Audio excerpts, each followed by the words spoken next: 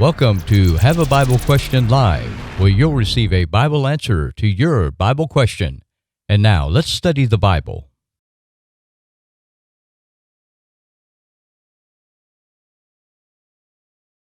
All right, the next question that I had here, somebody brought up, it's a good one. Matthew 27, verse 52 and verse 53. It wants to know, was this literal, and are we given any more info on this anywhere else in the Bible? Love that qualifying in the Bible. And this will be kind of intriguing because it's one of those events I don't know that we really emphasize much. We have Jesus' death on the cross, verse 45, talked about the 6th hour was darkness over all the land into the 9th hour. 9th hour, Jesus cried with a loud voice. Verse 46, I always like that one. Eli, Eli, lama sabachthani. That is to say, my God, why hast thou forsaken me? Verse 47, some, start saying Elias. Others said, oh, no, leave him be. Let's see what happens. One wants to give him drink. And then verse 50, Jesus, when he had cried again with a loud voice, yielded up the ghost. Behold, the veil of the temple was rent in twain from the top to the bottom. And we always find that interesting because the significance of that part, Troy, is what? The opening of the gospel, the opening of God's access to all the world. Exactly, because the veil was to separate the holiest of holies from the holy place, and so great significance. And from the top to the bottom, remember, that was a large curtain. This isn't some man run in there and rip it. It signifies that God. Yeah, when it was torn in twain, that means in two. There's several passages, like earlier, the way the King James read, I was like, we just don't say it that way anymore. So Southern. So Southern. That because like I was reading Revelation. I got to go back to this. I wasn't going to cover it. I was going to let it slide, but you're reading that earlier. New King James translates it just a little bit different, but you go to Revelation 12. I got to read this to you. Here's the difference in the King James. And the great dragon was cast out, that old serpent called the devil. That old serpent. That just sounds so it Southern. Does sound Southern. Anyway, so it was rent in twain from the top to the bottom, verse 51. And the earth did quake, and the rocks rent, and the graves were opened, and many bodies of the saints which slept arose, and came out of the graves after his resurrection, and went into the holy city, and appeared unto many. Now when the centurion and they that were with him watching Jesus saw the earthquake and those things that were done, they feared greatly, saying, truly this was the Son of God. And many women were there beholding afar off, which followed Jesus from Galilee, ministering unto him, among which was Mary Magdalene, and Mary the mother of James, and Joseph, and the mother of Zebedee's children. And so the question that comes in, is this literal? Then the answer is yes, because one way we tell figurative versus literal in our scriptures is context, and everything around it is literal. And so that necessitates that this part is literal, unless we have a reason to unless the scriptures indicate that it switches to a figurative meaning, and there's nothing there to indicate that. Exactly. This is a passage that's always fascinated me. I've often wondered about this passage, but as we were discussing earlier, that's exactly right. You have to look at what it's surrounded by. What is the context? There is no figurative language being used anywhere in the context. In fact, it's even alluded to directly with that next verse, that those men, the centurion who saw those things in the earthquake, I mean, that was a real thing. The earth shook, and those people saw it. And I think this is just opinion right here. I think that it shows God's heartbreaking, the sadness, all that's happening right there. I mean, here is the pinnacle. It's maybe mixed happiness and or joy and sadness, because that's the pinnacle of the scheme of redemption right there. And it kind of goes back to our discussion earlier. Do we want to know more? We do, but we don't have much. We don't have anything to go by. I don't know of anything extra biblical recording this. I'm not going to say that there's not, but the fact that it's not given more attention to, I'm really not surprised. Jews aren't going to want to record this. That's true, because it gives more credence and more veracity to the biblical story. Why would Romans want to record this? Yeah, why would they want it? Exactly, because it's going to make them look bad. And so who wants to record this? God, Christians, and we have that recording right here. Don't forget in 1 Corinthians chapter 15, remember Paul writes that Jesus was seen by Cephas, then by the 12. He was seen by over 500 brethren at once, and this is the key part, who remain to the present, but some have fallen asleep. In other words, there are witnesses. And so I'm sure that among those people, they probably recall that. Hey, you remember when the people came up out of the grave? Mm-hmm. You know? Exactly. I mean, it's incredible when you think about it. All right. The scene, that is. The comment comes in, what happened to those who rose and walked around? The same thing that happened to Lazarus. They died.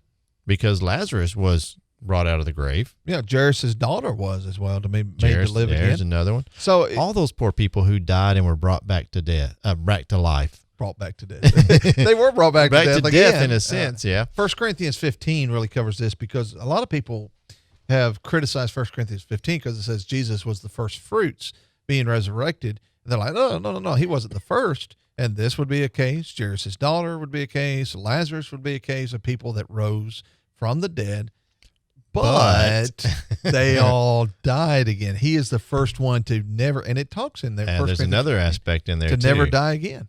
What's that? That's one key aspect of it. The other aspect is those people who were raised from the dead had to be raised by somebody. Mm-hmm. Jesus was not raised by somebody. Jesus came back under his own power. And it's also interesting, because some people say, oh, but what about Moses and what about Elijah? But they never tasted death. They were just translated into heaven that they shouldn't die. Right. So there is a distinction. There is absolutely a distinction. Between there's another part of this passage that I've never noticed before that I'm curious. What does the King James say also? Verse 52. Read verse 52 again, because I think it says and the same graves thing. were opened, and many bodies of the saints which slept arose. I found the saints designation. That's exactly where I was going, because the New King James says that too. That's fascinating, because Christianity has not started yet. The church has not been inducted, or is that the right word I'm looking for? Inaugurated. That's the word I'm looking for. Inaugurated yet. It's not happened. The Holy Spirit hasn't come. And yet these people who are asleep are called saints, sanctified, set apart. In fact, there's a question that my wife just put: who qualified as a saint? I know Christians are saints, but there were not Christians before this. Sanctification. I would just say faithful followers of God. Followers of God that were sanctified, and I would want to say Jewish, but there were people that could have been set apart through the Gentile system. So the safe thing would be those that were faithful to God. Yeah, they had to be, that they're sanctified. Which is interesting. I mean, you think, because you said a sad thing, but if you were looking for the promise to be fulfilled, and we were answering a question for Good News Today about that, the promise of Abraham, Genesis 12:1-3. You're longing for this time in which all families of the earth are going to be blessed. It's kind of like, wake up, look what you're missing. Yeah, exactly. And so, or not only look what you're missing, but look what has now happened. This is what what we've all been waiting for. Ray, do you agree? I do agree. I have some interesting information to add. So Psalm 106, Aaron is called a saint of the Lord. So Jews could be saints according to the Old Testament. There you go. Pretty good there, Ray. Proud of you, man. I wonder who taught him in school. I don't know. Did you have him in class? Should I admit it? Careful, y'all's heads are getting big over there. No, we're talking about Jared. No.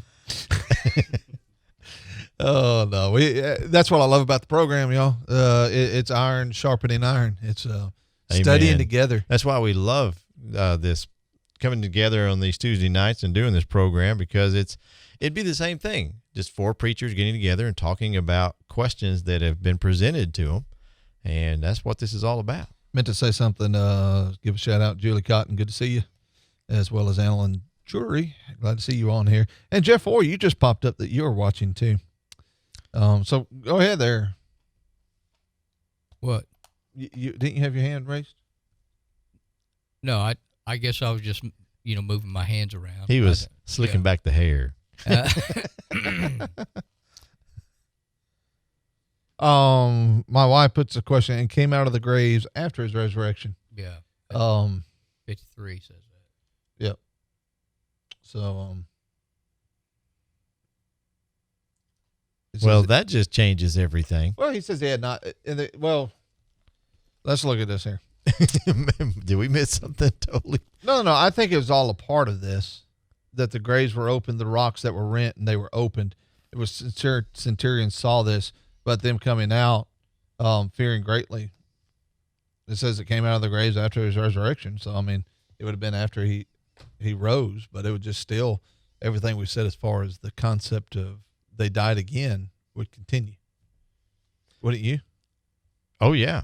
I mean, they're going to die again. That's the main, just like we're talking about with Lazarus. So, my wife doesn't have to apologize on here. I'm just, well, all right. This is a summary of what takes place.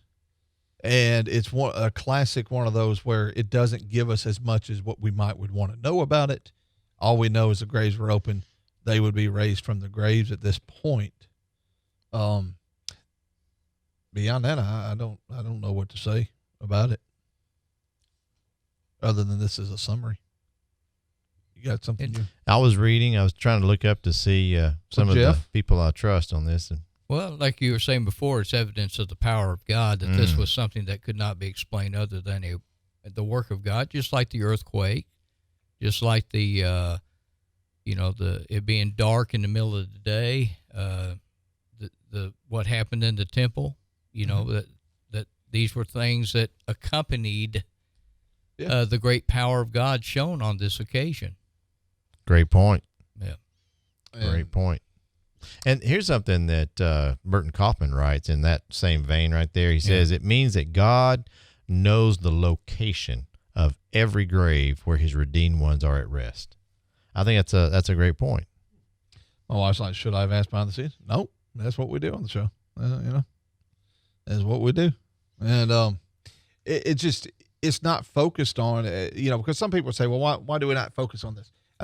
I'll give you one. You go to the book of Acts, and you're there in around chapter 20 or so. It talks about Philip. How many times do you think about Philip, that Paul went to Philip's house? The same Philip that preached to the eunuch? Yeah. Well, he had 4 virgin daughters that would prophesy, that would teach. Mm-hmm. Why don't we talk about that much? Because there's not much to talk about on it. It doesn't give us enough to expound upon. I'm not quite sure why some things are always included. I think every word is breathed. It's important. It's just it doesn't really expound upon it. There's another interesting point that Kaufman makes. He says this also shows that there was just a few people who were resurrected in an area where there are millions of people who have died, which shows exactly what Jesus taught, that narrow is the gate and there are few that will find it. Becky Jones says, so if they were not saved, it gave them another opportunity for salvation. Oh, okay, here we go. Or if they were, they could not, or they could fall. First, it's caused them saints, so we know they were saved. That's right. So it's not another opportunity for salvation. Now, if you have been in Abraham's bosom and you come back at this, you're probably going to be mad. Well, one, I don't think you have to worry about them falling. Oh, no. At that point in time. If there's anything, there's a reason they were a saint before. That's right. And now you have a confirmation that everything you were doing was right. Exactly. You have a sealed saint now. And I know it says, he that thinketh he standeth, take heed lest he fall. But just imagine the conviction. And how long? I don't know how long it was. I wish I could say it. It's just stuff that we don't know the answer to. And that's Deuteronomy 29:29. Like I said at the beginning, this is one of those passages I've always wondered about. Don't know more than what's written there in the scriptures.